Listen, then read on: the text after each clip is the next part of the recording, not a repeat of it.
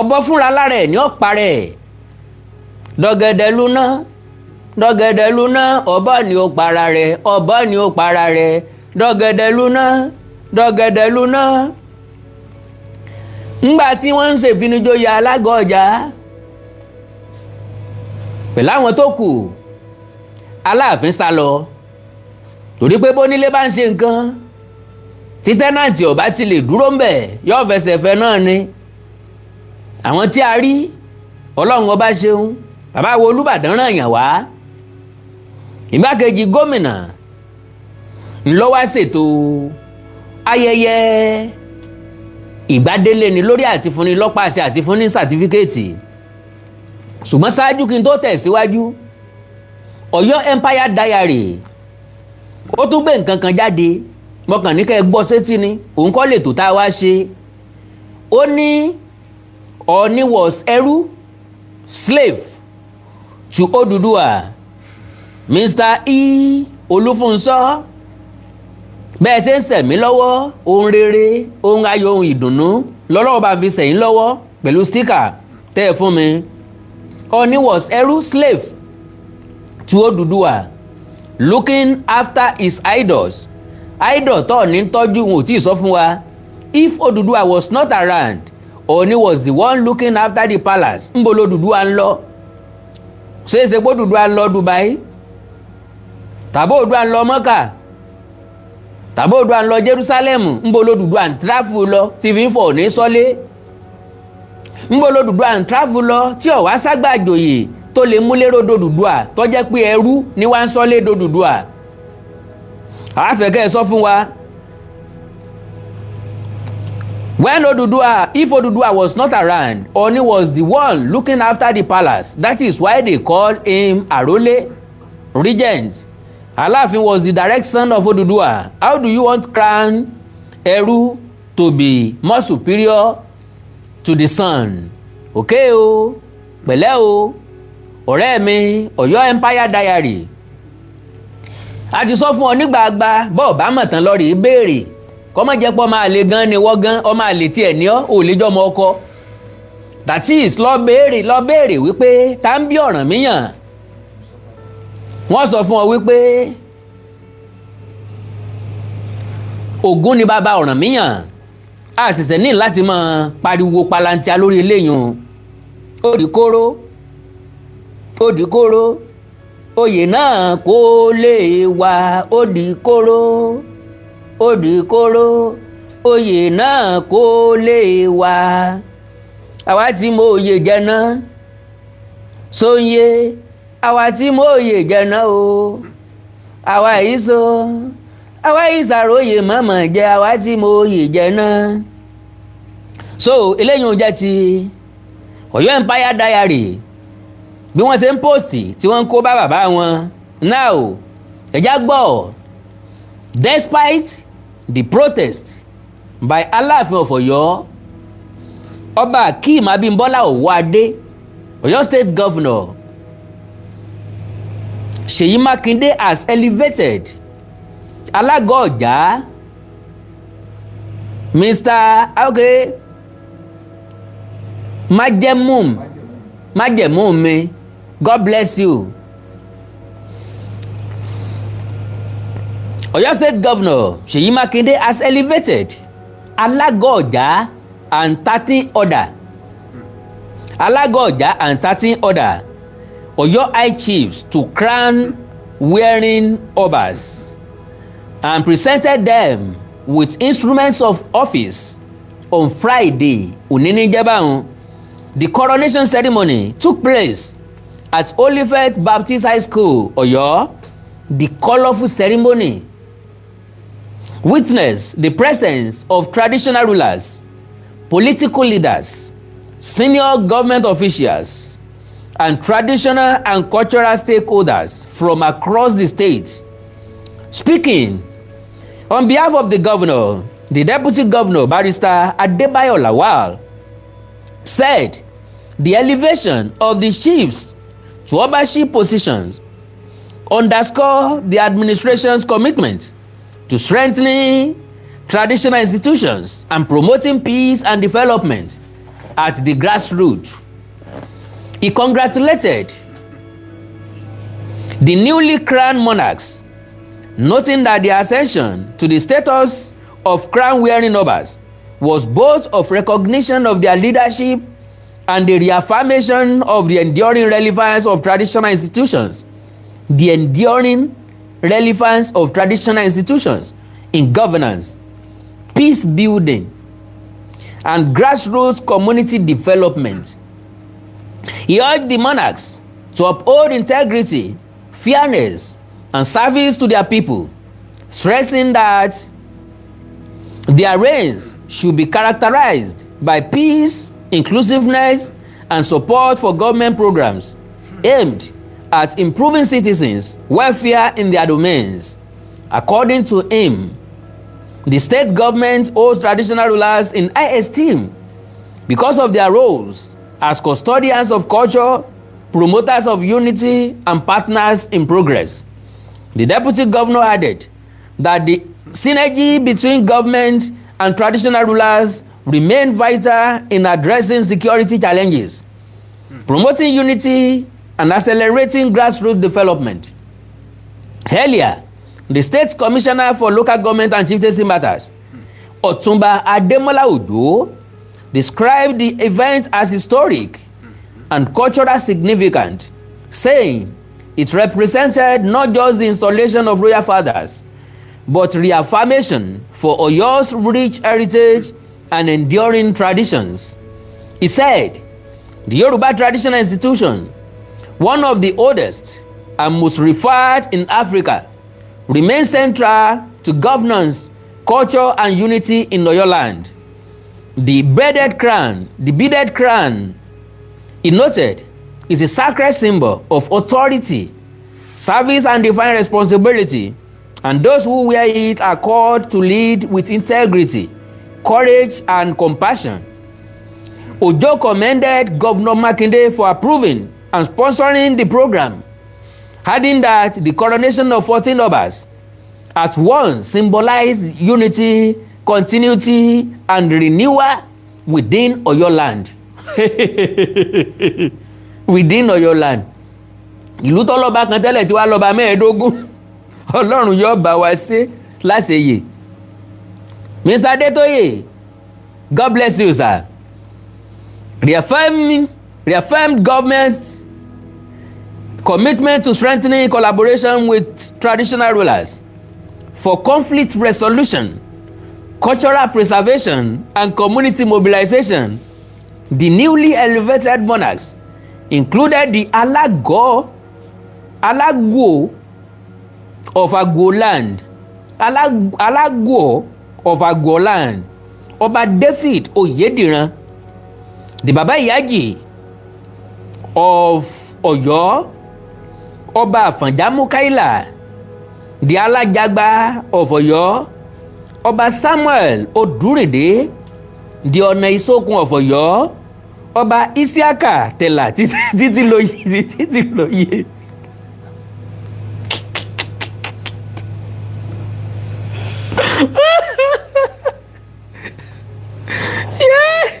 Bọ́yọ̀ bá rí mi wọ́n mọ̀ kùn mí lóko. Ìlú tó lọ́ba kan ó ti wá lọ́ba mẹ́ẹ̀ẹ́dógún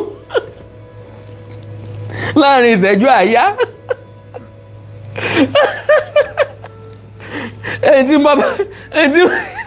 ẹni tí ń jà sálága àgbìmọ̀ lọ́ba.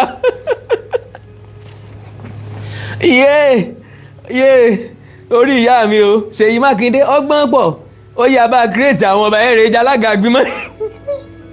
Ẹ mọ̀ kó wá láwà bá wà ń bàdàn mọ́, ẹ̀rẹ̀ ìjà alága àgbìmọ̀ yín.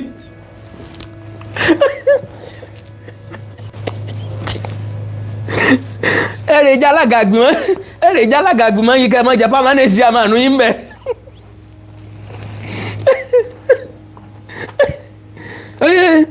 Ẹ jẹ́ kí n farabalẹ̀ kan tí mò ń kà jàre, ẹ̀yin gan lè pààyàn lẹ́rìn.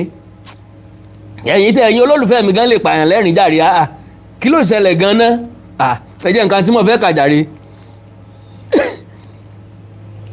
Di Alajagba of Ọ̀yọ́, Ọba Samuel Odurinde, the Ọ̀nàsókun of Ọ̀yọ́ ọba Isiaka Tẹ̀là Títílóyè, the Onímìlékè of Ìmìlékè Ọ̀yọ́, ọba Fákáyọ̀dé Alówólé, God bless you sir.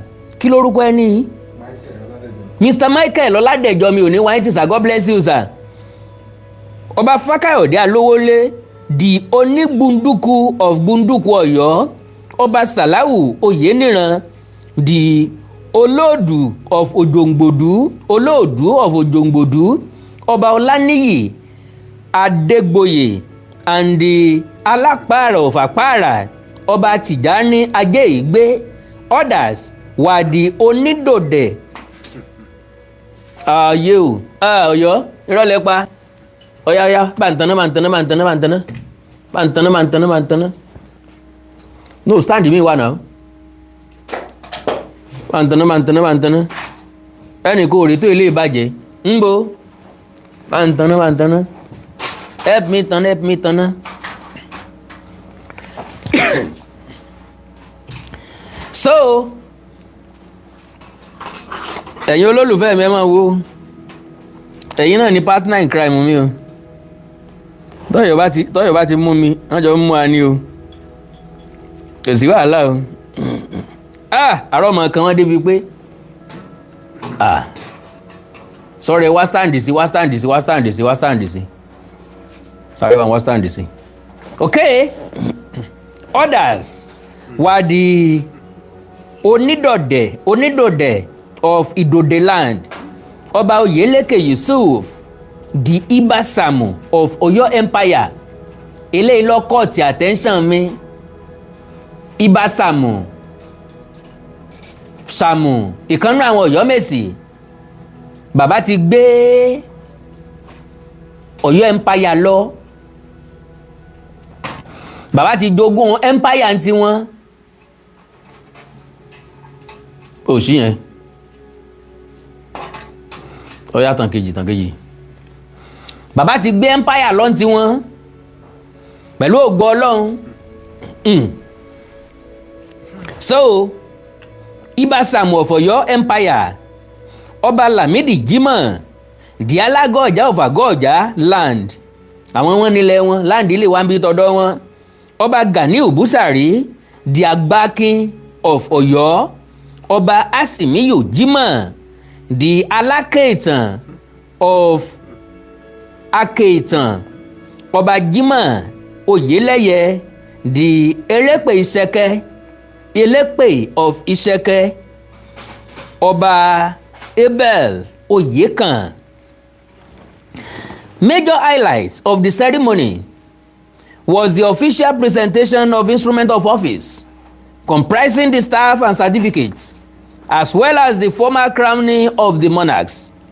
Present at the event were the Olubadan of Ibadan land, represented by the Ashipa Olubadan, Ọba Hamidu Ajibade, former Speaker of Oyo State House of Assembly, Senator Mansurat Sumanu, members of 10th Oyo House of Assembly from Oyo Zone, top government functionaries and political leaders.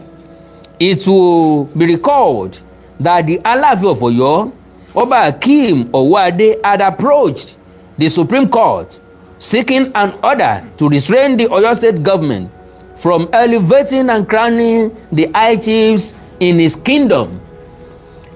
Ọ̀sẹ̀ tí ó stop eléyìn àwọn ẹni ẹlẹ́ni ti jẹ́ wọ́n ti jẹ́ gbé, àjẹgbé ni gún jẹbọ, àjẹgbé mi ń kàlùkàlù, àjẹgbé làkàlà jòkú, ẹni tí ó dá padà ò tún sí mọ́. Ok, mo wá ní màá ẹjá gbọ́rọ̀ lẹ́nu ọmọ bàbá Àgọ́-Ọ̀já. mo dọ́gbọ́n béèrè lọ́wọ́ ẹ̀ torí pé mi tí mo lọ àfẹ́ẹ̀rí mo lò lọ, inú àfẹ́ẹ̀rí mo ti rìkọ́ọ̀dù gbogbo ohun tí mo rìkọ́ọ̀dù. ẹjá gbọ́rọ̀ lẹ́nu ọmọ bàbá. Adúpẹ́ fọ́lọ́run ọpẹ́ wa ò níye lọ́dọ̀ Ọlọ́run, kò tí ò bá sí Ọlọ́run, tí bá ṣàtìlẹ́yìn Ọlọ́run, ọjọ́ ìní lè máa wáyé. nígbà tá a kí Ọlọ́run tán a wá kí ọlọ́lá wa ẹnjìníà Olúwaṣèyí Abíọ́dún ọmọ Mákindé lóde Ìbàdàn. A kí wọn kọ́lọ́run tún bá wa kí wọn. A kí igbákejì wọn náà, a kí spíkà náà bẹ́ẹ̀ àti gbogbo àwọn kọmíṣánná pàtàkì lọ commissioner for local government and chieftaincy affairs àti gbogbo àwọn tó jọ ń darí ministry wọn. A kí ìyá wa ìyá àlùbáríkà alájà Mọ̀nsúrà Sùnmọ́nù ní tí ń mí èyí tí ò mí nínú nǹkan wọn Ọlọ́run ò ní fọwọ́ bàjẹ́ kan, wọn ò ní jábọ́. Wọ́n gbèrò nǹkan tó nǹkan rere fún gbogbo ìlú Ọ̀yọ́ lápapọ̀ ni, àgọ́ ọ̀já nìkan kọ́. Ọlọ́run ò ní palẹ̀ wọn láàyè, kò ní pa àwọn náà láàyè. Kí gbogbo àwọn olóṣèlú pátá, kí àwọn alága kánsù wa mẹ́tẹ̀ẹ̀ta àtàwọn administrator LCDs gbogbo wọn pátá la kí. Èyí dùn ó sì lọ bọ́lọ́hún ṣe kọ̀wé ẹ̀. Gbogbo àwọn tí wọ́n ń ṣèjọba lọ́yọ̀ state pátá òun ló péjú sílùú Ọ̀yọ́ lẹ́nu ní Olivet Baptist High School nígbà tí ẹni tó jẹ́ deputy governor wá sojú fún olórí gbogbo mọ́mí ẹ.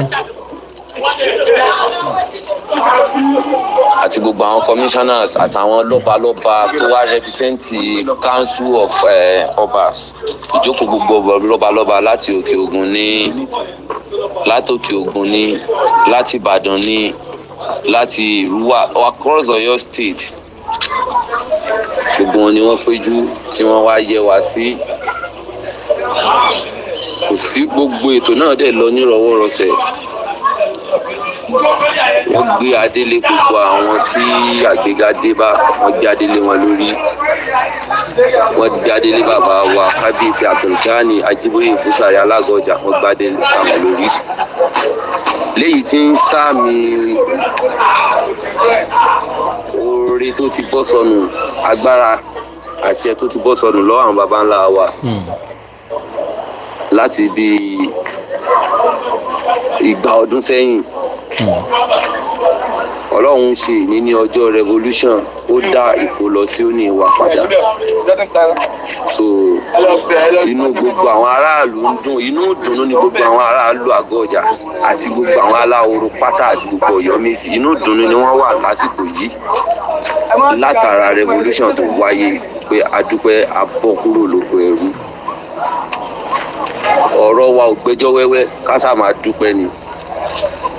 Because tá a bá ní ká wo dídùn ìfọ̀n á ọ̀rọ̀ adégúngun, tá a bá ní ká sọ̀rọ̀ ìdùnnú a mọ́ ń gbà mí àsìkò tí èèyàn bá ń dùn, wọ́n ní kéèyàn ó rọra sọ̀rọ̀ kéèyàn mọ́ bá a sì wí.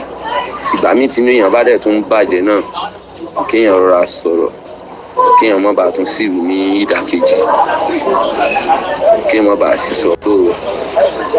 Gbogbo orígun mẹ́rẹ̀ẹ̀rin ìlú Ọ̀yọ́ ló lọ nírọ̀wọ́rọsẹ̀, pàtàkì jùlọ ìlú àgọ́ ọjà, àtọmọdé àtẹlẹ́mọ̀ àtàràlú àti àtọyúnú àtàsẹ́ẹ̀dí, gbogbo wọn ni wọ́n dùnnú. Inú dùnnú ipò dùnnú ni gbogbo wa wà báyìí pé agbòmìnira abọ́kù lóko ẹrú.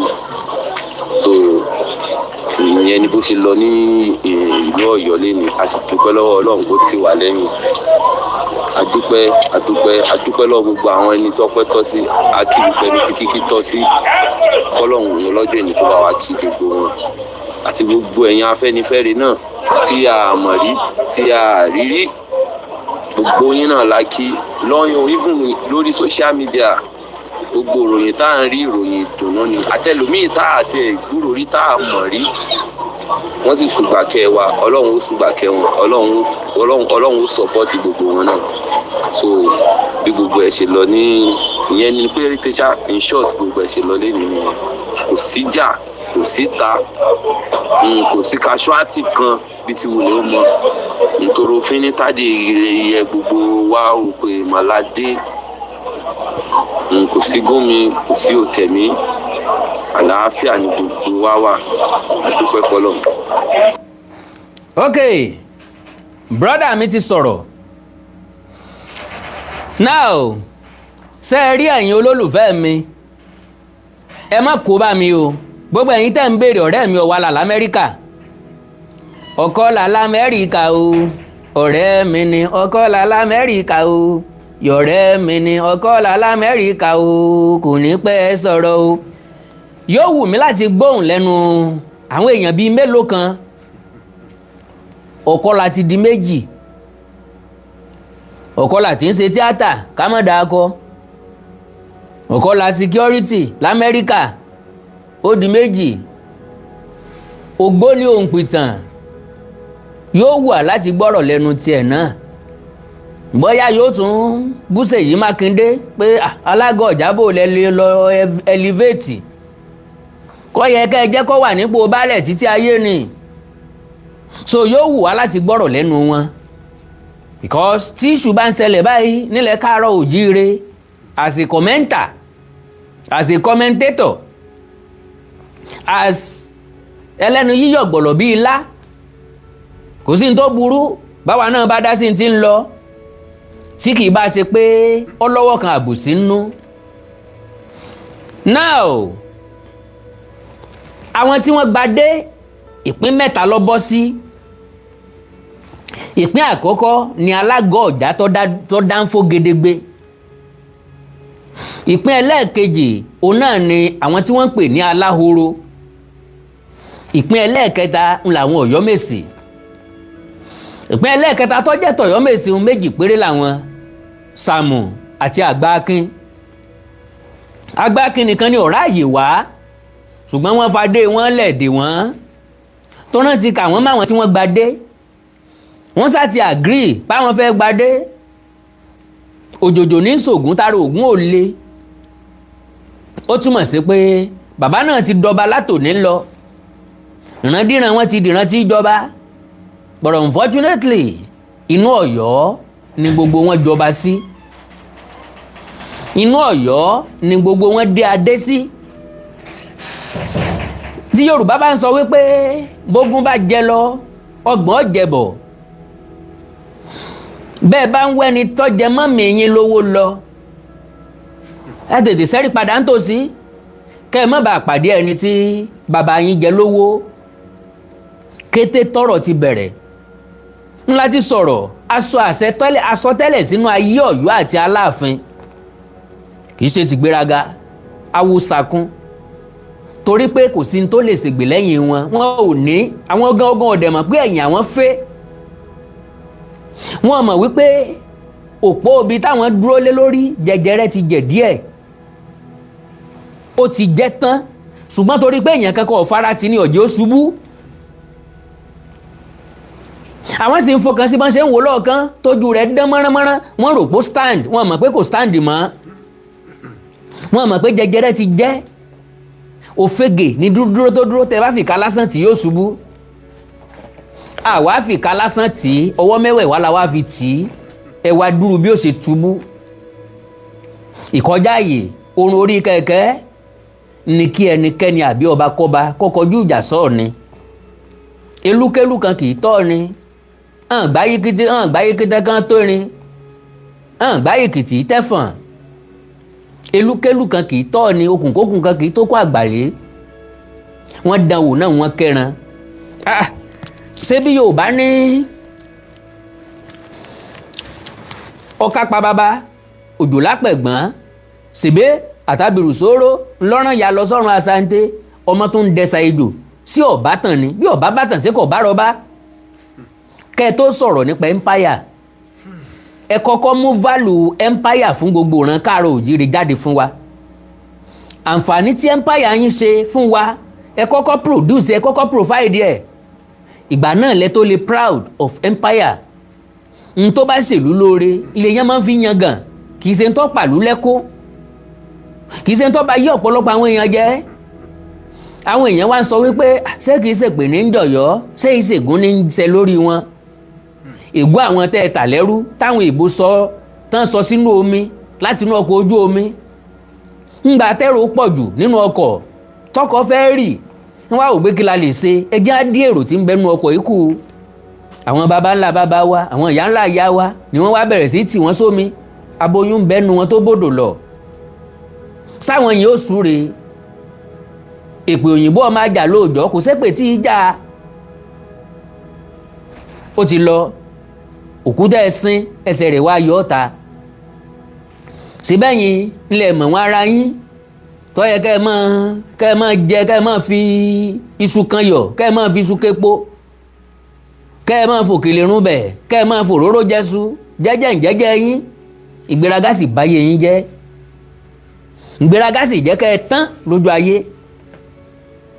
ntọ́ bá mú ìlú kan tí gbogbo ìlú fi kọjú ìjà sí ó yẹ kẹ́ rúlé ayé ọba yín tó bá jẹ́mi lẹ́yìn ni ó yẹ kẹ́ ẹ panumọ́ forever kẹ́ ẹ má sọ nǹkan kan mọ́ kẹ́ ẹ má wá wọ̀nà tẹ́ ẹ fi lè dìde padà kúrò nínú gbogbo tó dé báyìí yìí mélòó lẹ fẹ́ yanjú ń bẹ̀ ọba kan lẹ̀ ń jà fún Sàmù àti Àgbákin nìkan lẹ̀ ń fọkàn sí because àwọn mẹ́ta tẹ́ ẹ fọkàn sí nìyẹn Alago ọ̀já Ibà Sàmù àti Àgbákin ńlẹ̀ ń fọkàn sí ńlẹ̀ ń sọ pé ẹgbẹ́ wọn lọ ilé ẹjọ́ kán mọ̀ fi wọn jọba kán mọ̀ elevate wọn kán mọ̀ recognize wọn ò recognize wọn nìkan o wọ́n crown wọn gbogbo wọn ti gbádé lọlé mo mọ̀ pé nínú ilé kọ̀ọ̀kan ní ìsìn àwọn tí ń ṣe fàájì ń bẹ́ ń ta òye yé mi gbogbo òdílé wọn wà nù fàájì ní ìsìn kò tí ì sẹ́ tó máa sùn nù fámìlì gbogbo wọn Kennedy gọ́vnọ̀ Ṣèyí Mákindé ló sponsor gbogbo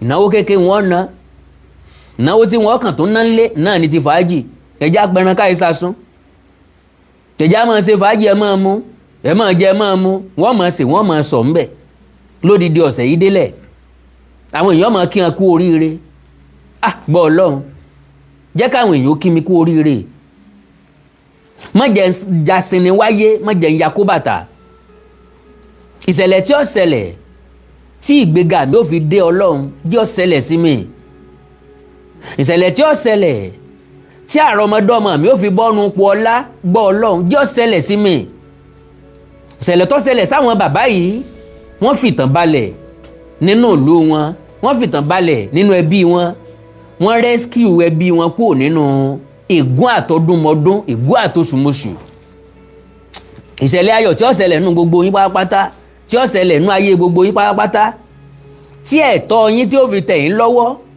yóò ṣẹlẹ̀ o eléyìí tí gbogbo òkó lọ yóò fi padà yóò ṣẹlẹ̀ ire yín nílà oòrùn ire yín níwọ̀ oòrùn ire yín ní àríwá ire yín gúúsù yóò wá ń rí lágbára Ọlọ́run so bí gbogbo nǹkan ṣe lọ lọ́yọ̀ lélẹ́yìí o gbogbo àwọn olórí wọn kó inú aṣọ tó jíire àwọn bàbá yìí wá wúyàn pọ̀ lọ́ba wọ́n ti tọba tẹ́lẹ̀ kí wọ́n tó gbadé wọ́n kó inú aṣọ olówó iyebíye wọ́n fẹ́ gba ọrùn tó yáàyè sọ́rùn àwọn gangan ń dààyàn lọ́rùn lóòótọ́ wọ́n ti dàgbà ṣùgbọ́n orí ọ̀fẹ́ tí wọ́n ní èmi àti ọ̀pọ̀lọpọ̀ nínú yín ẹ̀sẹ̀sẹ̀ máa bẹ̀bẹ̀ fún àìsẹ̀ máa bẹ lọ́hùn fún àìsẹ̀ máa tọrọ ẹni. no gbogbo àwọn ọmọ Ọ̀yọ́ tí wọ́n ń dún màwúrú màwúrú kí ni bẹ nígbó tí ń dún màwúrú màwúrú màwúrú ọ̀wàlà lamẹ́ríkà ọ̀wàlà onítíátà kí ni bẹ nígbó tí ń dún màwúrú màwúrú màwúrú Ọ̀yọ́ Legacy ìkànnì àgọ̀ ajíṣebí Ọ̀yọ́ bí ó panijẹ kó panijẹ bí ó sì panijẹ kó mọ panijẹ kó yé dún màwúrú màwúrú màwúrú mọ́ wà mọ́ bẹ́ẹ̀ sì dún màwúrú màwúrú tó bẹ́ẹ̀ sì alẹ́ tó ṣé Supreme Court ò tí ì dájọ́ ni ìjọ náà dájọ́ ǹjẹ́ ò ní gbẹ́jọ́ yín ǹjẹ́ ẹ̀ mọ kinní kan kò sí ilé ẹjọ́ tí ó rì fáàsì ẹ̀ wọ́n ti jẹ́ forever nù ó tún dọjọ́ mi ọjọ́ rí kò tún ṣeé ṣe mọ́ Ọ̀yọ́ ti di ọlọ́ba púpọ̀ àkọ́kọ́ ni pé kì í sọ̀yọ́ nìkan rú ẹ̀ ti ṣẹlẹ̀ ó ṣẹlẹ̀ ńbàdàn ó ṣẹlẹ̀ ńlé Ifẹ̀ gbogbo àwọn ọ̀gbọ́n tí wọ́n ti jọba yìí kò sí nínú wọn tí ó gbé lẹ̀ mọ́ ó kan ti ń bẹ lọ́wọ́ alábàáhùn táwọn ní ọ̀gbọ́ àṣà mi ni òkèlè tó bọ́ sẹ́nu abọ́ láàrin wá ó ti wọgbó àwọ̀rá òkèlè tó kó ẹnu abọ́ láàrin wá ó ti wọgbó àwọ̀rá gbùn nísàlẹ̀ ẹkùn lókù tẹ́ mọ́ gbọ́ ńlá fi pé àjẹgbó àjẹtọ́ ni wọ́n jẹ́. So now Ọ̀yọ́ àti Aláàfin kí ni ìgbésẹ̀ tó kàn? Ìgbésẹ̀ tó kàn ni pé kẹ́ ẹ má gbégi oró torí ẹ̀yìn ọ̀la. Whatever tẹ́ bá sọ lónìí, whatever tẹ́ bá ṣe lọ́la, a tún ti ń bá yín kọ́ lẹ̀. Ẹ má ṣe é débi pé gọ́fúnà máa tàbí ìjọba àpapọ̀ wọ́n wá sọ pé kán wálẹ̀ fún yín níbòmíì, pé kẹ́ ẹ má ya nini lára pẹ̀lú àwọn èèyàn yẹn. And to God be the glory. Ńgbà tẹ́ ẹ bá ń lọ, ọ̀pọ̀lọpọ̀ nú ọmọ Ọ̀yọ́ ni ò ní tẹ̀lé lọ mọ́, táwọn gangan ò rí àṣejù yín. Tẹ́ bá frustrate àwọn tán, mélòó tiẹ̀ lè fẹ́ kó lọ ilé ẹjọ́ nù wọn? Mélòó? Omi tó bá mọ níwọ̀n láàrẹ́ lásì, bó ti wù kẹ́ mọ̀yàn tó. Oh, God bless you, Mr.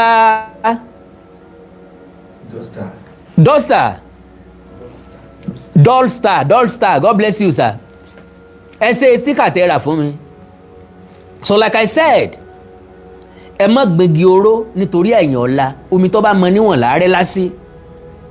Bó bá jẹ́ nìkan, ó ṣe é pè lẹ́jọ́. Bó bá jẹ́ èèyàn méjì, ó ṣe é pè lẹ́jọ́. Ọba 14 at the same time. To God be the glory. Kò sí lágboolé wọn tí wọn ò lé èèyàn pàtàkì kankan. Lè bá kọjú ìjà sí gbogbo ayé. Níbi tó tún wá burú sí ni pé ẹ̀yìn wọn ni gbogbo wa ó wà. Tọ́ra àti rí pẹ́yìn ni ọ̀kánjólè ìkookò olórí bobo tí ọ̀yọ́nú sí ń tó kéré tí ń tọ́pọ̀ wá ṣẹ̀ṣẹ̀ wá jìnnà sí. Ẹ gbọ́tàn kòkò, gbogbo ẹranko tí ń bẹ nígbó wọn kóra wọn jọ. Wọ́n ní tá a wá rò báyìí ni pé gbogbo àwọn ẹranko tá a mọ̀ ń pa jẹ, gbogbo àwọn ẹran tán ń pa ẹranko jẹ ni o, ni wọ́n kóra wọn jọ o. Ẹ jẹ́ àyàn olóyè láàrin wa. Ẹ jẹ́ ká fi ìkòkò sí akápò. Gbogbo ẹran tá a bá ti ń pa, ọ̀dọ̀ ìkòkò la máa ń dájọ́ sí. Ìkòkò ronú díẹ̀ ló bá bú ẹkún. Wọ́n ní kí ló dé? Akápò ń bá ní gbogbo ẹran tá a bá ti pa, ọ̀dọ̀ yín la máa ń dájọ́ sí. Oníkẹ́ mọ́ bá a dárò pé òrí bẹ́ẹ̀ mọ́ ni. Ọ̀kánjúà olórí burúkú kò yọnu sí tó kéré ń tọ́pọ̀ òsì tó fẹ́ tó.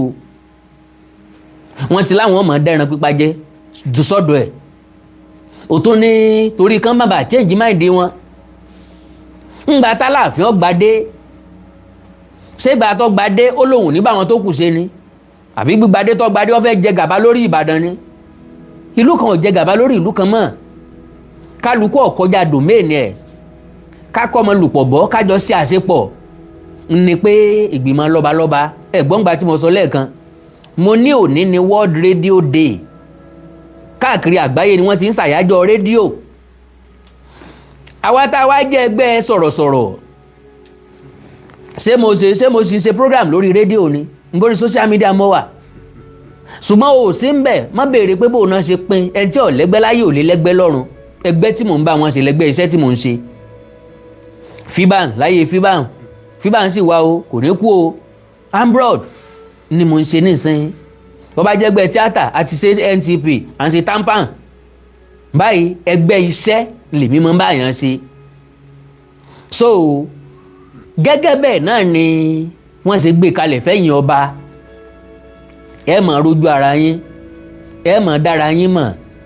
Nísìnyí kò sọ́gbọ́n tí wọ́n fẹ́ dá sí lọ́yọ̀ọ́. Aláàfin ti wà isolated. 1, kò fẹ́ lọ sípàdé lọ́balọ́ba tó jẹ́ ti Ọ̀yọ́ state mọ́. 2, ó nìkan kọ́ ní ṣèjọba Ọ̀yọ́. Wọ́n ti pín àkóso ìjọba Ọ̀yọ́ mọ́ lọ́wọ́. Mr. Asikolaye, God bless you, sir. Mi ò ní wáyé tí o. Wọ́n ti pín ìjọba Ọ̀yọ́ mọ́ lọ́wọ́. Ọba 14, ọba 15 nínú Ọ̀yọ́ nìkan. Aláàfin, Alago ọjà, Ibasamu ní Samu of Ọ̀yọ́ Empire. Ìyẹn ló dùn mọ́ mi nínú jù. Ta ni ó wá gbọ́ Ọ̀yọ́ Empire lọ́wọ́ Ibasamu? Torí wọ́n mọ̀ pé ìran àwọn ló ní Ọ̀yọ́ bí tẹ́ ń pè lọ́yọ́ Empire. Ọ̀rànmíyàn ò múlẹ̀ wá láti Ilé Ifẹ̀. Àṣírí tú. Ọ̀rànmíyàn ò mú kíni wá, kò mú ilẹ̀ wá láti Ilé Ifẹ̀. ogun lọ́jà lọ wọ́n fún un lẹ̀ ni gbogbo ń tẹ̀ ń pè ibà wọn ò tán mọ́ràn míyàn wọ́n ìsọmọ ọ̀ràn míyàn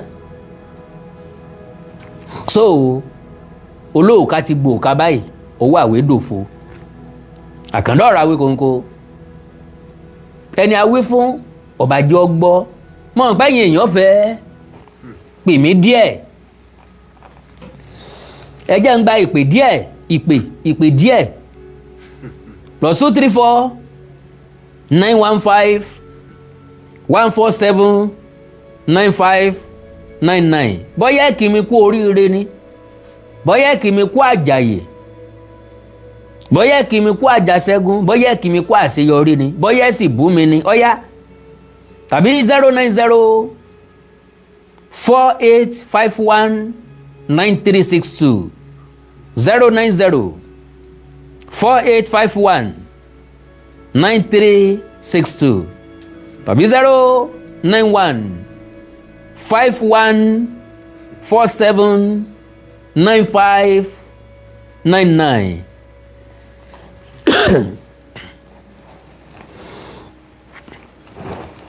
Hello, sir. Yes, sir.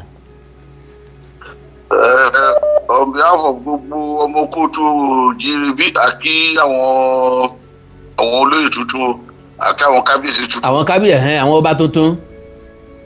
And on behalf of àwa olólùfẹ́ Awikonko ibi tá a ti ń díjú gbọ́ ara wa yé gẹ́gẹ́ bí ọmọ kóòtù lójoojúmọ́ àkí àwọn kábíyèsí wa Ọlọ́run á jẹ́ kígbà tí wọ́n du ilẹ̀ Yorùbá o. Àṣẹ o. Ìlú wọn ní àgọ́ ọjà lọ́hún àdàgbàsókè. Àṣẹ. Ìdàgbàsókè tó dé wọn máa lọ òkè náà sí ni. Àṣẹ. Ilẹ̀ Yorùbá lápapọ̀ pátápátá àánú máa dàgbàsókè. Àṣẹ o. Ìgbà tí wọ́n á tó kọ́ lára. God bless you, sir. Mo follow díẹ̀ nínú program yẹn from other places bó ṣe lọ àwọn inú wa dẹ̀ dùn. Ìfáàdì nǹkan tó dẹ̀ dùn mọ́ mi lójú àná tí mo pè mo gbàgbé àti gbọ́rọ̀ débẹ̀ yẹn because the topic ta discuss lánàá yẹn. Bẹ́ẹ̀ni. Meeting yín pẹ̀lú brother yín ọmọ ìyá yín Ìgbòho. Olóyè Sunday Adé wọn. Orí ọ̀dọ̀ ta ni Ọlọ́run mo ti kọ́ rí. Ok. Ọlọ́run kàn gbé program yẹn straight kò sọ̀rọ̀. Bẹ́ẹ̀ni. Olúwa ń bẹ̀. Bẹ́ẹ̀ni. Àwọn gáàsì ẹ̀sùn inú kámẹ́rà tí wọ́n lè fi kọ́ ní inú mi ti dùn pa lánàá yẹn pé yé in fact mo fi gbogbo nǹkan tó ṣe lẹ̀ mo sáré wálé ní yẹ́ mo ní Awikonko wa yìí ṣá ó máa mọ the right thing to do and at the right time ó dẹ̀ máa ń bọ́ sásìkò. God bless you, baba. Àwọn ọjọ́ sàkóso mo ti rí yín bẹ́ẹ̀ mọ̀ pé dídí lọ kí. Olóyè Sunday rẹ bẹ́ẹ̀ ni. Pé mo sọ lánàá pé inú kan ìlú the same kind of character àti ìwà lẹ́yìn àti olóyè ìjọ ní ọ̀rọ̀ ń pẹ́nu yín. Bẹ́ẹ̀ni rárá o. ẹ ò dẹ̀ lè fi ọ̀tẹ̀ sínú ẹ máa sọ jáde kó kúrò nù yín. Bẹ́ẹ̀ni. Ẹ máa sọ jáde kó kúrò nù yín nǹkan bẹ́ẹ̀ mo observe àmà sọ tẹnu mi. Bẹ́ẹ̀ni. So irú àwọn ẹ̀dá bẹ́ẹ̀ kò possible kí àwọn ayé máa kú sí wọn láàrin ẹ̀ ṣe tẹ́ báyìí rántí ìgbáyé brọ́dà wa Gbénga Adébóyè ọ̀rẹ́ tí wọ́n ti mọ̀ tí gbogbo ayé mọ̀ mọ́ bàbá ìdúró wà bá dùn. Ẹ má dàá kọ o ẹ má dàá kọ o kí náà ṣe. wọ́n fẹ́ dà wọ́n tiẹ̀ dé kó ṣe pé wọ́n fẹ́. Wọ́n fẹ́ dà ní wọn rú bẹ́ẹ̀ni. Wọ́n tiẹ̀ dàbú bẹ̀tẹ̀ Ọlọ́run bá wọn parí ọ̀rọ̀ yẹn kó tó di pé Gbénga kú àdé lọ dìde. Bẹ́ẹ̀ni. Gbogbo sórí ẹ̀ ń gbà yẹn àwa journalist abadi gádà sí Fẹ́mílà ní LTV lẹ́kọ̀ọ́. Bẹ́ẹ̀ni. Bá àwọn méjèèjì sọ̀rọ̀ àwọn méjèèjì fún ẹbí ṣẹ́ mọ̀ ọbẹ̀ tó pàtí èkìní rí pé àwọn èèyàn ló kó sá láàrin ìkejì rí pé àwọn èèyàn kó sá wọn láàrin ojú wa bẹ̀ sí ti àwọn tó dájà yẹn lẹ̀ nígbà tó ń tún ráwọn méjèèjì papọ̀ tó ń tún jọ ṣe fàájì wọn. Bẹ́ẹ̀ni. Adúpẹ́ lọ́wọ́ Ọlọ́run ṣe ń sá. Adúpẹ́ lọ́wọ́ gọ́vnà Ṣèyí Mákindé. God bless you, baba.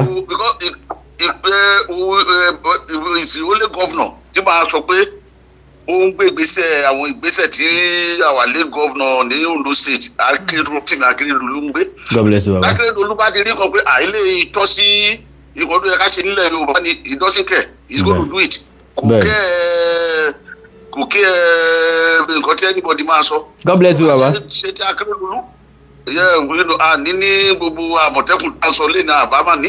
God bless you baba. àbámá ní. ẹ já fẹ́ lómi láàyè sir. God bless you. ẹ jẹ́ kí n sáré sọ kínní kan pé àwọn dọ́kọ̀ ló kó pé mi mọ rísì tí ó fi jẹ́ pé kò lọ́tọ̀ pé fún máa sọ̀rọ̀ bí òpònú. ṣé gbogbo àwọn bàbá yẹn tó dé ládélé ní wọ́n rò pé àtẹ̀ní ni wọ́n ti ń béèrè lọ́wọ́ ìjọba pé àwọn fẹ́ dádé ni. rárá o. ṣé wọ́n rò pé gbogbo àwọn kìnìún yẹn ti wà á lẹ̀ pé gómìnà Ṣèyí Mákindé wọn pa á lẹ̀ ni. bẹ́ẹ̀ni.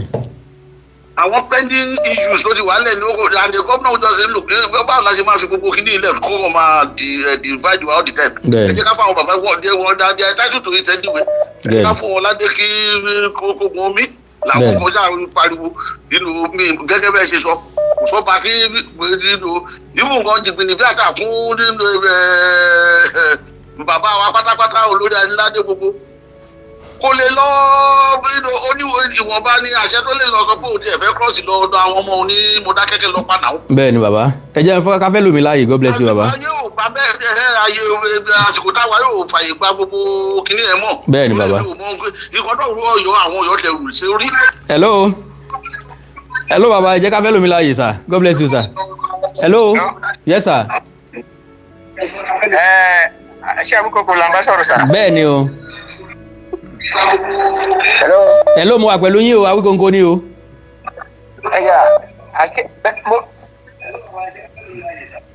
program yín lọ lọ́wọ́ báyìí kẹ́. bẹ́ẹ̀ ni mo wà pẹ̀lú yín ẹ lè gbọ́ mi bí tẹ́ ti ń gbọ́ mi orí fóònù lẹ ti lè gbọ́ mi. orí fóònù mo ń wo tv yín lọ́wọ́ báyìí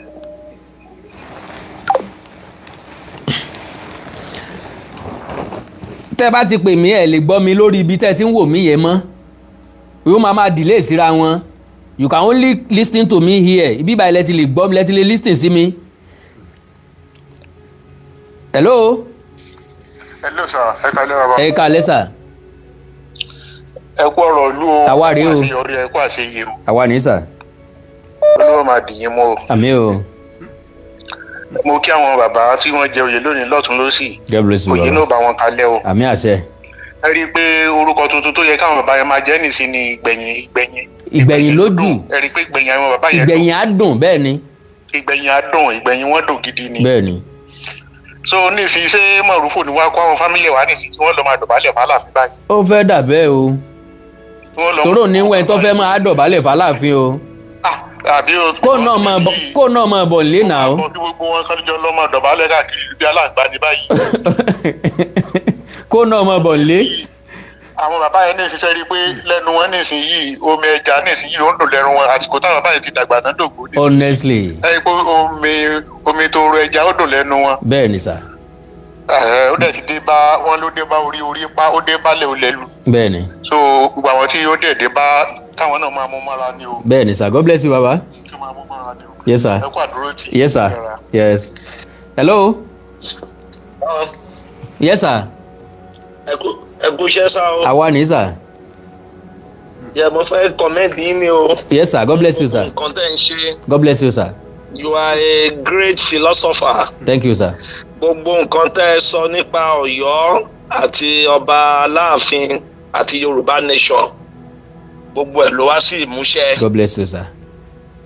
Ẹni tó yẹ ká máa listen sí ni yín. God bless you sir. Tó sì yẹ ká máa fi yín ṣe àwòkọ́ṣe. Thank you sir.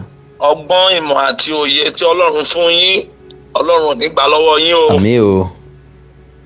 Ẹ ṣé gan sir. God bless you sir. Ọ̀rọ̀ mi ò jù yẹn lọ. Ẹ ṣé púpọ̀ sir. God bless you sir. Ọlọ́run fún yín lókun àti agbára o. Àmín o, mi ní wáyé tì sir. Dádì mi ti ń pè mí látẹ̀ẹ̀kan. Dádì tẹ́ bá wọlé okay. Hello. Bá mi ṣe wà dáadáa. Inú mi ń dùn. Ẹja ṣe briefly sir. Brief mi. Yes sir. Èmi ò ń pẹ́. Bẹ́ẹ̀ ni sir. Orin kan tá a jogún láti fẹ̀ ni màá fi ni màá fi dánú gbogbo wa dùn. bá mi jẹ́ ń gbọ́. àwọn tó jẹ́ Àkókó, Táìdì, Kogi, Iléṣà, Èkìtì àti páàtì Oǹdó àtàkùrẹ́ wọ́n lè gbọ́ mi dáadáa. ṣùgbọ́n bá a ṣe ń kọ orin náà ni pé epo ẹ̀la ọ̀nà ìbáláyé ṣayé mọ̀ kó ya ọ̀rá rẹ̀ àgèdè mọ̀ ijó lúmọ̀ kóde epo ọ̀rá epo ẹ̀la ọ̀nà ìbáláyé ṣayé mọ̀ kó ya ọ̀rá rẹ̀ àgèdè mọ̀ ijó nímọ̀ kóde ìyókù ẹ̀rá Ọ̀yọ́. ìyókùn o ra Ọ̀yọ́ ìyókùn o. ọ̀nà ìbáláyé ṣayé ọkọ̀ ìyá ọ̀la rẹ̀. bẹ́ẹ̀ ni o ẹni tí ò bá láyé sayé. ọkọ̀ ìyá ọ̀la rẹ̀ o. bẹ́ẹ̀ ni ó dàbọ̀ dádì mi mi ní wáyé tí ẹ̀ ní dàgbà àyà.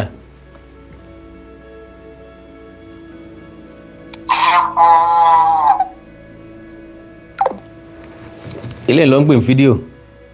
hello. so ẹ kálẹ́ o. ẹ káalẹ́ sà. iṣẹ́ takuntakun o. thank you sir. ìtúsílẹ̀ wa o. thank you sir. tí ẹ bá bẹ̀rẹ̀ program yìí. bẹ́ẹ̀ni. gbogbo àwọn tó ń pè àtàwádọ̀ mo máa rò pé ọlọ́tẹ̀ ní gbogbo wa.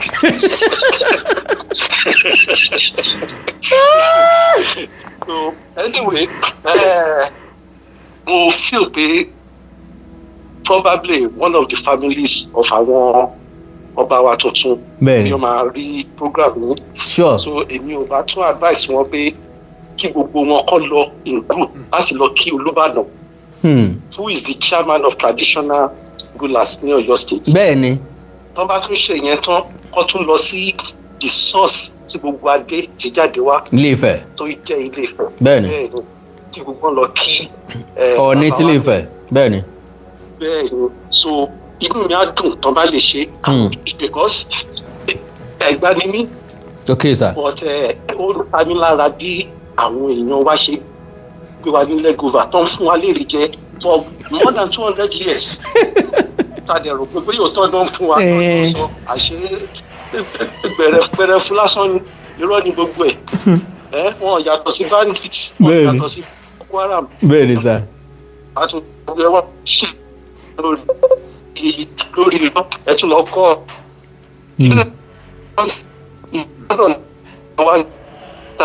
wow.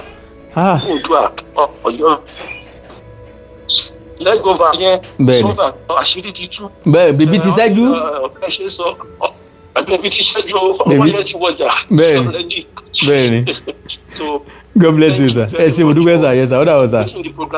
thanks so much sir. thanks so much sir. wow. oh my God. hello. ẹ káalẹ́ sà. ẹ káalẹ́ sà. àwa rèé o màmá àwẹ̀lé mo bá mi. nana àwẹ̀lé mo wà pẹ̀lú yín sà mo ń gbọ́ yín sà. God bless you. ẹ káalẹ́ sà mo ti wà pẹ̀lú yín ẹ lè gbọ́ mi bí tẹ́ ti ń gbọ́ mi yẹn orí fóònù lẹ ti lè gbọ́ mi báyìí. ok. Awikonko ni orí ètò lẹwà yìí pápápá ìṣẹ́jú kan lẹ ní sà. ok ẹ káalẹ́. ẹ káalẹ́ sà. ẹ gbọ́dọ̀ ló. àwa ní sà God bless you sà. ọlọ́run yìí sílẹ̀ fúrógámù lẹ́yìn tí ọlọ́run bá dúró tì. àmín sà. mo ní pẹ́sẹ̀ kẹlẹ́ mi fẹ́ béèrè nípa ọ̀rọ̀ Ọ̀yọ́ yẹn. ó yá sà. àwọn Ọ̀yọ́ méjì tí wọ́n dé ládé yẹn. bẹ́ẹ̀ni. báwọn náà wọ́n tó máa jẹ́ Ọ̀yọ́ méjì padà. wọn ò sí Ọ̀yọ́ Mèsì mọ́ wọn á replace wọn níbẹ̀ yẹn. ok. so àwọn tí. báwo ni àwọn àtàlàsùn ti máa kó làwọn àtàlàsùn ti jọ máa ṣe. ọ̀rẹ́ ni wọ́n tẹ́lẹ̀ náà kò yẹ kíyàn ó lè fọn kò yẹ kó lè sọ wọ́n dọ̀tà tó bá jẹ́ bí tí a ti fẹ́ kí ẹlòmíì ó jẹ tàbí kẹlòmíì ò gbélé ayé. ok ọ̀dà ọ̀dà bí wọ́n ti kéde níyẹn ó ń takò látà ìsinmi ni ìgbà kọ́mọ́ yẹ pé jọ́ lọ ṣèkì ìlú yẹn ni. no tó bá dẹ̀ fàjà láàrin wọn hello sir tó bá fàjà láàrin wọn ẹ rí i pé ẹnìkan kò wálé ayé ẹnìkan kan ẹ̀yin ò wálé ayé tèmi mi wálé ayé tí ẹni tí ò kí ni kulé pàdánù káàbọ̀ tán bá ríra wọn kán mọ̀ kíra wọn kò dí oúnjẹ nìkan lọ́wọ́. ok ẹ̀yin mọ̀ ju àwa lọ. mi ì mọ̀ ju yín lọ o. bí wọ́n dàgbà wọ́n á dògbò. bẹ́ẹ̀ ni. wọ́n lọ bí àgbáre bó làwọn ti máa jọba tiwọn tó ló gọ́ọ̀mẹ̀ntì náà ni wọ́n bá wọn dé wọn ládé ni àbáwọn náà yan Ọ̀yọ́ mẹ́tẹ̀ẹ́ sí wọn. no àwọn ti bẹ̀rẹ̀ lineage wọn ti bẹ̀rẹ̀ ọba jíjẹ nu. ìran tí wọ́n sá. tani ọmọ tí wọ́n jí ọba yìí. àwọn ẹ mọ̀ pé ẹ ló sà. mọ̀ ń gbọ́ yín sà. dádì inú mi dùn pẹ̀lú ìbéèrè ńlá tí ẹ béèrè yìí. ṣé ẹ rí gbogbo àwọn tí wọ́n sọ dọba lénìí. láàrin oṣù mẹ́ta sí ìsìn kálukú wọn máa yan ìjòyè tiwọn. ní domain wọn àwọn náà máa wá ní afọbajẹ. so wọ́n máa ní resolution tiwọn ok o ọ̀nà wo la fẹ́ gbà sí ká máa ré oyè bíi ti Ìbàdàn ni àbí kọ́ jẹ́ lineage wa ni ọmọ jẹ́. so bọ́n ṣe máa ṣe nìyẹn sà. ok irú Aláàfin náà máa yan Ọ̀yọ́mèsì mi. àwọn Aláàfin máa mú sí àwọn Ọ̀yọ́mèsì but àwọn méjì tó wà lẹ́yìn Aláàfin tẹ́lẹ̀ náà nìyẹn bóyá wọ́n ti mọ̀ wípé wrong place níbi táwọn wà lọ́jẹ́ kan divert yẹn yes ó lè jẹ́ bẹ́ẹ̀ èèyàn lè rí i pé ojú ọ̀nà tó ń tọ̀ yìí pé inú igbó ni kọ́dẹ̀ yàbàrá kú ń bẹ̀ padà tí yóò dìjà náà o ẹ̀rí pé gbàtẹ́mi náà kó Yorùbá nation ó dìjà wọ́n àtáàkì mi létà wọ́n sí ó ẹ̀sẹ̀ mọ̀ pé òótọ́ ọ̀rọ̀ mò ń sọ kálukú ló nílé ayé ẹ̀. àti ní wàá fẹ́ sọ ní pé tó fúgàmù yìí mọ̀ ń gbádùn rẹ̀ mo fẹ́ bẹ̀yìn lẹ́bẹ̀ẹ́ kan ni pé ẹ̀rí tó fúgàmù yìí ẹ̀ máa tó dodo ọ̀rọ̀. bẹ́ẹ̀ni. ẹ̀rí pé tá a bá wò wípé bóyá ẹni tó wà lọ́ba ọ̀bọ̀ Ọ̀yọ́ nìsín tá a bá wò wípé bóyá wọ́n níwà kan táàfin táwọn ọmọ káàró òjò rẹ̀ fi gbà tí wọn. bẹ́ẹ̀ni. ẹ jẹ́ káàró wípé táwọn bá dàgbà tí wọ́n dògbò máa fún wọn jọba míì lọ́yọ̀ táwọn bá lọ. kámọ́ ti wá pa àpèrè jẹ́ kó tó di wípé wọ́n jọba míì. àwọn gangan ni kí wọ́n má bàpèrè wọn jẹ́ sà ó dàbọ̀ àwọn gangan ni kí wọ́n má bàpèrè wọn jẹ́ fúnra wọn. hello sà. hello mo wà pẹ̀lú yín sà o mo wà pẹ̀lú yín sà. yes sir. ọlọ́run máa fún yín ṣe o. àmì o àmì sà. mo kàn tí ẹ fẹ́ béèrè ìbéèrè kan. all right sir. ṣé kí ni nǹkan tẹ gbogbo analysis tẹ ṣe fún wa yìí. bẹ́ẹ̀ni. ṣé ó tọ́ báyẹn lóòótọ́ ó tọ́ bó ṣe yẹ kó rí ló ṣe rí yẹn. mi ìmọ̀ ilé ìtẹ́ ń sọ ń bẹ̀ sà ẹ mọ̀ gbọ́dọ̀ ta ti sọ ti pọ̀. lórí ọ̀rọ̀ àwọn kingmakers ní Ọ̀yọ́ Aláàfin. ok sà. ń báyìí ẹ mọ̀ mi ò kò sí nǹkan tó everybody ní life ara ẹ̀ láti live. bẹ́ẹ̀ni. but ń sìn at his stance bó ṣe rí ń sìn báyìí ẹ̀ ń tà láti sọ fún the last caller. bẹ́ẹ̀ni. wípé wọ́n máa constitute fresh Ọ̀yọ́mèsì. bẹ́ẹ̀ni. ṣé rí wípé à ń rewrite history lélẹ̀. no. kò ń ṣe ìtàn tó wà tá a bá lélẹ̀ náà. all right sir hello sir. and I want to believe this thing is politically motivated. not at all not at all not at all. Ọ̀ọ̀ni àná lo initiative wọn láti gbé adé fún ọ̀pọ̀lọpọ̀ agboolé nílé Ifẹ̀ ẹnìkan kò push wọn rárá. I'm aware. now you are God bless you sir. ṣe rí adé táwọn èèyàn wọ̀nyí gbà àwọn ló lọ sáré bá gọ́fmẹ̀ntì kọ́ ló máa sọ pé ẹnìkan ló fẹ́ dádé àwọn ló ti ní lẹ́tà lọ́dọ̀ ìjọba wọ́n ti ní proposal lọ́dọ̀ àwọn ìgbìmọ̀ lọ́balọ́ba wọ́n ti lọ sábà àwọn ọba kan àwọn náà agboolé àwọn báyìí ló ṣe rí àwọn náà ti tó dádé àwọn náà fẹ́ jọba kan fáwọn ládé so bó ṣe wà nìyẹn. èmi tí mò ń bá yín sọ̀rọ̀ fúnra mi ọmọ ọba lèmi gan. all right sir all right sir. so I'm very much aware of this all the àwọn nǹkan tẹ̀ ń sọ ìmọ̀ wa I'm very much aware of it. another thing tó ń rú mi lójú tó rú mi bóyá mo lè sáré sọ̀rọ̀ sí. ó yá sir mo wà pẹ̀lú yín sir. yẹ̀sà ṣe púpọ̀ bí wọ́n ṣe fi Aláàfin bọ́n ṣe fi bàbá Olúbàdàn bàbá Ládọjà ṣe chairman Ọ̀yọ́ State Council of Obas ṣé ó tọ́ sí wọn láti kọ́kọ́ jẹ́ all right sir. bí ó tọ́ sí Aláàfin to be ní that rotation tó ṣe fẹ́ máa rotate agreed ká agreed wọ́n fẹ́ máa rotate ẹ̀ lóòótọ́ ṣé Aláàfin ló yẹ kó kọ́kọ́ ṣáájú all right sir. àbí ní on a norms ṣó yẹ kó jẹ́ bàbá Olúbàdàn ló máa kọ́kọ́ ṣáájú. all right sir, God bless you sir. ẹ ní dààmú fún béèrè yẹn ẹ̀dẹ̀ ní sọmọnù lágbára Ọlọ́run. àmì Ọlọ́run àtẹ̀yìn náà. question tẹ béèrè ó máa open mind ọ̀pọ̀lọpọ̀ àwọn èèyàn náà máa wá ṣàlàyé ṣe rí wọ́n ti bẹ̀rẹ̀ rotation yìí tẹ́lẹ̀tẹ́lẹ̀ ṣe ń gbọ́ mi Olúbàdàn ló kọ́kọ́ ṣe then Aláàfin ṣe yes tẹ́lẹ̀tẹ́lẹ̀ Ṣọ̀ún Ògbómọ̀ṣọ́ bàbá wa Jagungbadé tọ́wàjà wọ́n ṣe bàbá yẹn ló wà lórí oyè bàbá yẹn wá lọ sí Mẹ́kà kó tó ti Mẹ́kà dé wọ́n ti ṣe níbi Ìbàdàn yẹn overthrow government bàbá Aláàfin wá bọ́ síbẹ̀ padà bàbá wa láwọn ọgbà káwọn rotate ẹ̀ mọ́ àwọn nìkan làwọn fẹ́ mọ́ ṣe orí ibẹ̀ ni wọ́n wà tán fi gbéra wọn lọ sílé ẹjọ́ orí ilé ẹjọ́ ni wọ́n wà tí wọ́n fi káńsù ìpàdé ìgbìmọ̀ lọ́balọ́ba láti 2011 so Aláàfin ló ṣe last orí Olúbàdàn ló ti yẹ kó bẹ̀rẹ̀ padà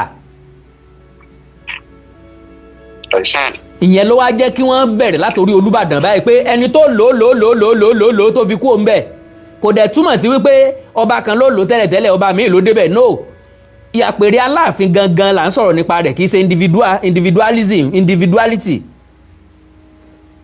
I understand you. so exactly bó ṣe rí nìyẹn bàbá Aláàfin ló ọwọ́ wọn ló wà tán fi jáde láyé tí ò fi sí pàdé lọ́balọ́ba mọ́ náà fi ń pera wọn ní permanent chairman. Oh, I see. So God bless you sir. God bless you sir. God bless you sir. God bless you sir. All right sir.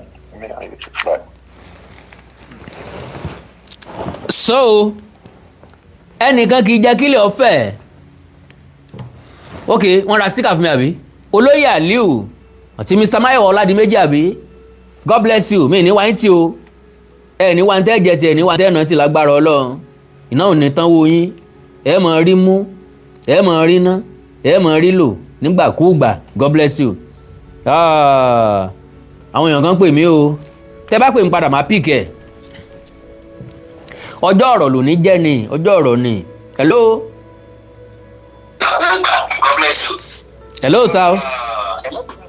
Hello sir. Hello sir. Ẹ kú ètò. Yes sir. ọjọ́ ọ̀rọ̀ ló ní. Mo ń gbádùn kódà mo ń gbádùn ètò yín o. God bless you sir. In fact ṣẹ́rí gbogbo àwọn ọ̀rọ̀ tí ẹ sọ yẹn. Bẹ́ẹ̀ni. Fáàtì ni. Bẹ́ẹ̀ni sir. A fẹ́ kí àwọn Ọ̀yọ́ kan mọ̀ pé kì í ṣe ayé torchlight la wà mọ́ sí. Rárá ayé sólà ni. Ayé sólà ni ayé kọ̀ǹpútà ni. Bẹ́ẹ̀ni. Kò sẹ́nìkan tó fẹ́ ṣerú ẹnìkan mọ́. Pàápàá. Ìgbà kan ló fi torchlight ń gba àwọn kan tó pín Yorùbá káàkiri kò fẹ́ sí yẹn mọ́. Ṣẹ́rí nǹkan tí mo rí ń bẹ̀ ni pé nǹkan tí bàbá yìí ṣe Ṣèyí Mákindé. Bẹ́ẹ̀ni. Kò tí ì sí gómìnà tó ṣerú ẹ̀ rí. Ìlú ẹ̀ ló ti kọ́kọ́ bẹ̀rẹ̀. Bẹ́ẹ̀ni. Tó fi gbogbo àwọn èèyàn jọba lábẹ́ Olúbàdàn. Bẹ́ẹ̀ni. So orúkọ tó ṣe ní Ọ̀yọ́ yìí ṣẹ́rí ẹnìkan ò gbọ́dọ̀ máa jẹ́ kí ìlú fẹ̀. Ìrẹ́pọ̀ là ń fẹ́. Bẹ́ẹ̀ni. Láàárín wa. Bẹ́ẹ̀ni sà. Tó kí gbogbo nǹkan ẹ bá lọ bí ó ṣe ń lọ bàbá ìyá ti mọ̀ pé ogun ló gbé wá ẹ wò àwọn òjíṣẹ́ Ọlọ́run ti sọ pé tó máa ṣọ́ra ó sì máa lọ lẹ̀ sí. Kó dẹ̀ máa ṣọ́ra ẹ̀ níbi tí nǹkan ń lọ yìí ẹni tó mú ẹ wọ́n lẹ́yìn tó ju ni lọ ó lè ju ni lọ. Bẹ́ẹ̀ ni o ẹ má jẹ́ kí n wé ìṣàkóso àwọn èèyàn. God bless you sir. ẹ lè gbé ọlọ́run sẹ́ni nǹkan tẹ́ ẹ ṣe yìí in fact nǹkan tí Ṣèyí Mákindé ṣe yìí. Bẹ́ẹ̀ni. Mo dúpẹ́ kódà mo tún tọrọ president Nàìjíríà kó di kọ́lọ̀ tó jẹ́ kó débẹ̀. Ọ̀dà. Agbára Ọlọ́run ó dẹ̀ máa débẹ̀. Ọlọ́run ó gbà bẹ́ẹ̀. All right sir, God bless you sir. Now mo kí gbogbo ẹ̀yin èèyàn mi ẹ̀yin tẹ́ wà lórí YouTube ẹ ra sticker fún mi. Àwọn èèyàn tèmi àwọn kọ̀ọ̀kan ló ń ra sticker fún mi kò yẹ kó rí bẹ́ẹ̀ ẹ ra sticker fún mi kẹ́.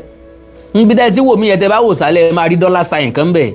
Ẹ click lórí dollar sign yẹn á gbé lọ síbi táwọn sticker yẹn wà. tàbí ibi tẹ́ ti wò yín mí yẹn tẹ́ bá rí ibi tẹ́ ti máa tẹ share ẹ máa rí ibì kan náà tán kọ thanks ìdúpẹ́ thanks ńbẹ̀ lórí thanks yẹn ni kẹ́ click lórí agbé lọ síbi táwọn stickers yẹn wà kú sẹ́ni mórí sẹ́yà kú sẹ́ni mórí sẹ́yà àbí ọ̀tún gbọ́dọ̀ fún òsì jẹ́ kí òsì ó fún ọ̀tún bí wọn ò bá fúnra wọn jẹ ọwọ́ ń dọ́wọ́ lóró nù ẹ̀yin náà ní ta ilé fún wa ẹ ra sticker fún mi hello hello sir yes sir ẹ kálẹ́ sir. brother mi ẹ ṣé. Thank you, sir. Ẹ kú làwọn. Thank you very much. Thank God, sir. You are a great philosopher. Thank you, sir. And I respect you. Thank you, sir. But èèyàn burúkú ní nǹkan tẹ́ ṣe kí ni kí ọwọ́ Amẹ́ríkà wa sọ báyìí nísìnyí àti òpìtàn ọ̀rọ̀ o. Mo like wọn wọn ò kí ń gba defeat wọ́n máa jáde sọ̀rọ̀. Ẹ rí i pé wọ́n máa condemn Ṣèyí Mákindé nísìnyí. Amọ̀rú wọn inú Ọ̀yọ́ in fact onílẹ̀ ti gbalẹ̀ báyìí o. Bẹ́ẹ̀ ni o. Onílẹ̀ ti gbalẹ̀. Alágọ̀ ọjà ọ̀fàgọ̀ ọjà land. Bóyá kọ́kọ́ padà lọ sí. Kàtúngà sì wà ń bẹ̀ o. Kọ́ máa lọ bẹ̀. Inú mi dùn àwọn bàbá tó fi jọba lẹ́yìn in fact àwọn ẹbí àwọn ọmọ tán ti bì gan máa ṣàdúrà fún Ṣèyí Mákindé. Bẹ́ẹ̀ ni sir. adúpẹ́ lọ́wọ́ gọ́vnà adúpẹ́ lọ́wọ́ ẹ̀yin náà. God bless you baba. gbogbo nǹkan tẹ̀ ń sọ pátápátá gbogbo you are a prophet. God bless you sir. gbogbo nǹkan tẹ̀ ń sọ pátápátá ló come to pass. In fact ìtẹ́ ẹ sọ tó ọlọ́mọ jẹ́ kí yẹn wá tún wá ṣe tí wúwo ẹ̀ máa lọ rálẹ̀ tán pátápátá ẹ ṣé à ń gbádùn yín ẹ ṣé God bless you. God bless you mo dúpẹ́ sir. Yes Mr. Olúṣẹ́gun àbí ẹ ṣé mo dúpẹ́ pẹ̀lú sticker tẹ́ra fún mi. Hello. Hello Mr. Awikonko. Yes sir. Ẹ bá kálẹ̀ o. Ẹ kálẹ̀ sir o. Ẹ kálẹ̀. Wákàtí fún mi gbà yìí. Thank you sir. Ẹ kú ṣọ́lúwà o. Yes. Yes sir. Ọlọ́run máa bá ẹgbẹ́ ọgbà náà ẹ ṣàṣeyọrí o. Àmín sir. Mo rò pé bí ètò lẹ́wọ̀ àbí. Bẹ́ẹ̀ ni. Mo fẹ́ dọ́kọ̀rọ̀ yìí náà ni. Ó yá. Ṣé rí mo wà ní àwọn ẹ̀yin ọmọ Yorùbá tó appreciate yín gan ni. Thank you sir. Ṣé rí àwọn ọmọ Ọ̀yọ́ yẹn mo bá wọn gbé dáadáa. Ìwà kájẹgàba. Kámúyàn sìn. Bẹ́ẹ̀ ni. Ìwà kájẹgàba lórí èèyàn ẹgbọ́rọ̀ tí bọ̀bọ̀ tó wà ní US Almaroof ẹgbọ́rọ̀ tó ń sọ lẹ́nu bó ṣe ń rùn. Wípé tí wọ́n bá dé àwọn kan ládé pé àwọn wo ni Aláàfin máa rù. Sáwọn nìkan ló wà lọ́yọ̀ọ́ ni. Èmi ò mọ̀ túmọ̀ ẹ̀. Kódà tẹ́ bá wo Ìbàdàn àwọn ọmọ Ọ̀yọ́ tó ń gbé ní Ìbàdàn mi ní dárúkọ. Táwọn àlàyé bẹ́ẹ̀ni àlàyé mọ́. Bẹ́ẹ̀ni. Láìka wọ́n fẹ́ràn ká máa jẹ gàba lórí èèyàn. Bẹ́ẹ̀ni. Ká máa mú yàn sí ìwà Fúlàní ó wà nù wọn. Kí ló ibi táyé lajú dé lẹ́nìí. Kí ló fẹ́ mi ò rí kankan tó ní í ṣe pẹ̀lú àpèrè Aláàfin. Àwọn tẹ́ ẹ bá ní lórí ilẹ̀ wọn. Ẹ̀ẹ́dẹ̀gbá lọ wọn. Ọgbọ́n àlùmọ̀kọ́rọ́ yẹ ẹgbàlẹ̀ lọ́wọ́ wọn ẹbí jẹgàba lórí wọn lórí ẹtún mú wọn sìn níbo náà ti ń ṣerú ẹ̀ àwọn ìwà ti gbà pé òkè wọn fẹ́ lọ ẹni ọ̀gbọ́n lọ tó wọn bẹ́ ṣe mú wọn sìn yẹn inú yẹn dùn sí inú wọn dùn sí bó ṣe dùn yẹn ìwà kákóyin lẹ́rú amúnilẹ́rú ìwà ìbọ́gbọ́yé ta àwọn ọmọ ìyá wọn gbà yẹn ìwà tán ó sì wà nù wọn. olówó gbowó. Bẹ́ẹ̀ ni gbogbo wọn ni majority wọn at least mo bá wọn gbé díẹ̀ mo ní wọn lọ́rẹ̀ẹ́ nìbàdàn mo ní wọn lọ́rẹ̀ẹ́ ìwà wọn nìyẹn. Bẹ́ẹ̀ni. bá wọn gbé bò báyìí bá wọn gbé ládùúgbò báyìí bá ṣe máa ṣe gàba lórí yín àdúgbò ni. Ìwà wọn nìyẹn so adùn ṣe bí ntọ́lọ̀ ń lọ́wọ́ sí aṣòro ṣe bí ntọ́lọ̀ ò lọ́wọ́ sí Ọlọ́run ti létò ẹ̀ ńlẹ̀. Bẹ́ẹ̀ ni agbọ́pẹ́ bóyá akérò là ń pe bàbá. Bẹ́ẹ̀ ni sà. Ọlọ́run ló gba ẹ̀tọ́ wọn fún àwọn bàbá tó dé adédè ní Ọlọ́run ló gba ẹ̀tọ́ wọn fún wọn. Bẹ́ẹ̀ ni sà. ọlọ́run gbá ọlọ́run àjẹgbé mi kàlùkàlù. bẹ́ẹ̀ni. wọ́n jẹ́ wọn ní kábàámọ̀ lẹ́gbà ọlọ́run. àmì o àmì o. wọ́n ti jẹ́ báyìí wọ́n ti gbà ọlọ́run. bẹ́ẹ̀ni. ikú wọn yóò máa ké bí eku. àmì o. ẹyẹ yóò máa ké bí eku. àmì o. ọmọ èèyàn yóò máa fọ ọmọ èèyàn ni. àmì àṣẹ. ìmọ̀ràn tèmi náà nìyí fún ọ̀dọ́ pé ká ṣe sùúrù ká gbé sùúrù jẹ. bẹ́ẹ̀ni. ká ṣe sùúrù ilé ayé òṣèlú nìkan. bẹ́ẹ̀ni. ilé ayé òṣèlú nìkan.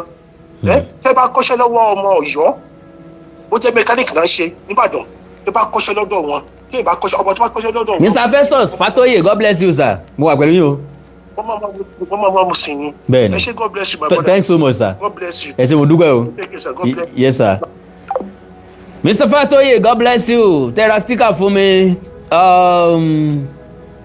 Kí lorúkọ ẹni tó ti blue yẹn? Mr. Okeyode, God bless you sir. Mr. Idris Okeyode, God bless you sir. Tòkè yẹn kọ́. Mr. Unique, God bless you sir. Mi ní wá yín tì lágbára Ọlọ́run. Ẹ̀yin náà ní wá mi tì lágbára Ọlọ́run. Ẹ ní wá ń tẹ́ ẹ̀nà tí ẹ ní wá ń tẹ́ jẹ ti o. Mr. Fẹ́mi, tẹ bá rí mi pè padà máa pick ẹ̀. I'm gonna pick it. I'm gonna pick it. Hello baba. Hello sir. Hello. Yes sir. ẹ kálẹ́ o. Ẹ káalẹ́ sir. Mo wà ńbẹ̀. olùwò ọlọ́run bless yín o. Àmín sir. bẹ́ẹ̀ sáyé sọ̀kọ̀ fún yín. Okay. tẹ́bá sórí kan wà ní Bible àti David kú tí Solomon jẹ. Bẹ́ẹ̀ni. àwọn kan lọ bá Solomon pé kó jọ bàbá ẹ àjàgà tó gbé sáwọn lọ́rùn ti pọ̀ jù. báwọn tó ń ṣe ti pọ̀ jù please àwọn máa accept ẹ as king wa bá a rẹ̀ sílẹ̀ díẹ̀. oníkọ́ padà ní ìjọ kẹta ó lọ consult àwọn tó bá abẹ́ ṣe. táwọn yẹn padà wá wọ́n ní sí bàbá mi ìka kan ló gbé lóyún lórí 8 ni máa gbé lóyún lórí. ṣé mo pé nítorí yẹ kí kingdom yẹn kó divide nìyẹn. Bẹ́ẹ̀ni. nítorí ìgbéraga tó ṣe kingdom yẹn divide. nítorí ṣe bàbá yìí nìyẹn bó ṣe wọlé báyìí bó ṣe máa sọ̀rọ̀ yẹn bóyá Damascus lówó ẹ̀ bóyá fi starch sí ni o ó máa rìn bí àmì ni. Damask irú aṣọ tí mo wọ̀ iná máa ń wọ̀. ẹ̀yin ò ń gapá. Damask ni máa ń gapá mi.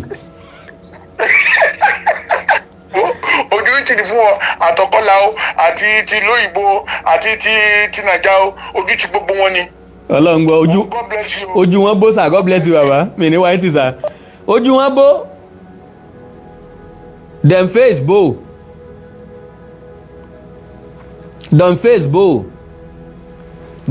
bó ojú wọn bó. Hello. Yes sir. sórí ètò Mr. Awikonko mo wà sá. bẹ́ẹ̀ ni sà.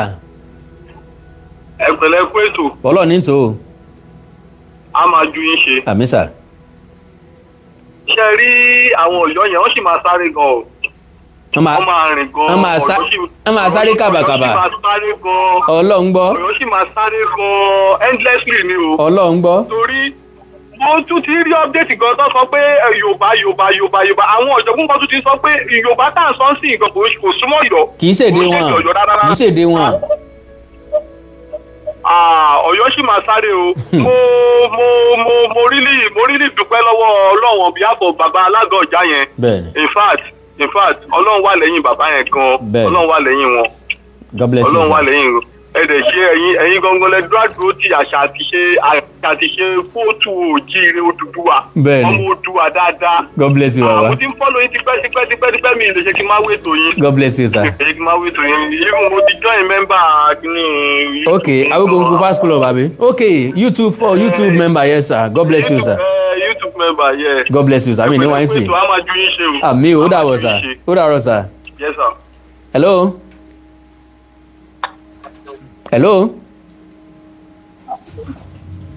hello. Hello baba Awikonko. Yes sir. Ṣé tẹ rí ẹ̀rín yín máa ń pa mí ẹ tún fi ọ̀rọ̀ koríko tẹ tó fi wọ́n wé yẹn. Bẹ́ẹ̀ ni. mo ti kó kíní yẹn nù wé nínú ọ̀rọ̀ Gbẹ́ngà Adébóyè tó ní pé wọ́n fi. Ìkòkò jẹ alága. Akápò. wọ́n ṣe mítìn wọ́n náà máa fi ìkòkò jẹ ẹyẹ tó máa kó tó máa dẹ́ ẹran jọ sọ́dọ̀ ẹ̀. Bẹ́ẹ̀ ni. wọ́n tó mítì yẹn lọ́wọ́ ní kòkó tó bú sẹ́kún. Kí ló dé ní kẹ́ ẹ má bàa dárò gbé òrí bẹ́ẹ̀ mọ́ ni kẹ́ ẹ má bàa gbé òrí bẹ́ẹ̀ mọ́ ni ọ̀kánjúà olórí burúkú. So báyìí yìí tí ọba yẹn dẹ̀ ti jẹ́ báyìí sí àmọ́ tó fẹ́ ṣe kánẹ́mi lè bọ̀bọ̀ Aláàfin yẹn máa fi adé yẹn lẹ̀ máa padà sí Canada ni. ọ̀rọ̀ àwọn wòlíì Osele lórí nu wọ́n ti ní yóò sá lọ wọ́n ti ní yóò fi tẹ́lẹ̀ yóò sá lọ. ó máa sá lọ gbẹ̀yìn náà ni ẹjẹ́ fẹ́ lómi ìlàjì. God bless you baba.